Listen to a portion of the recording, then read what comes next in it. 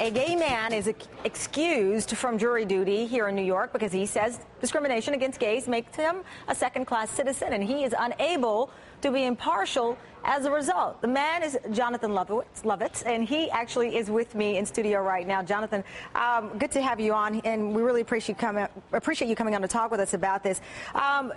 Take me back to when you were called to jury duty and you made this decision. Sure. Well, first of all, thank you so much for having me Absolutely. on. It was such a spur-of-the-moment thing. I was sitting in jury duty waiting for my time to be called, and I posted simply on Facebook that how could I possibly be asked to be impartial when I don't have the same rights as the jury of my peers that I'm expected to serve on. I put that out on the internet, and the miracle of social networking, it spread like a wildfire. A friend of mine who has a blog, justinplus1.com, he spread it around the world so fast. Yeah.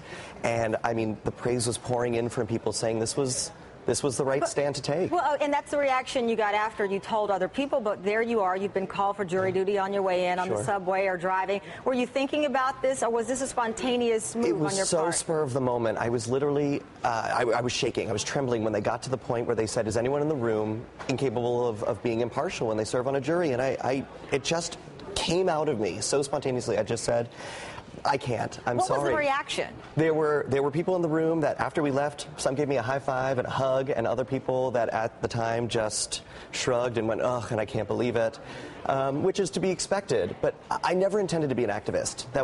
That's not who I am. But you believe that is what you are now? If that's what we want to call it. Yeah.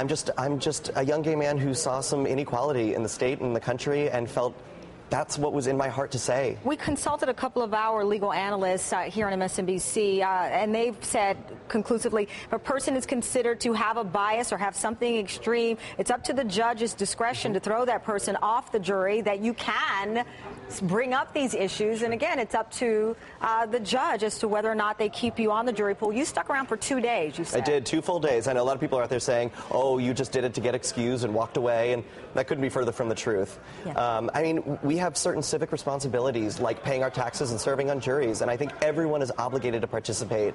But when it's your turn to say how you really feel, you need to say how you really feel. And I just said I couldn't possibly be impartial in this moment. Well, it's so interesting, and I want to mention, because you were nice enough to come on and join us live, you've got this new show, Setup Squad. It premieres on Logo April 25th. That is not why we had you on to promote your show, but you know what? You deserve it for coming in. I know you made some adjustments to your schedule. So what does the NewsNation think about this? What does your gut tell you?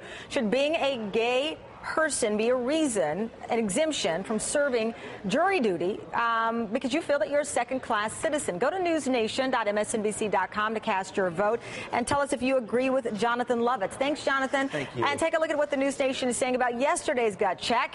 Should a mom be charged with child abuse after slapping a child who she says was bullying her daughter?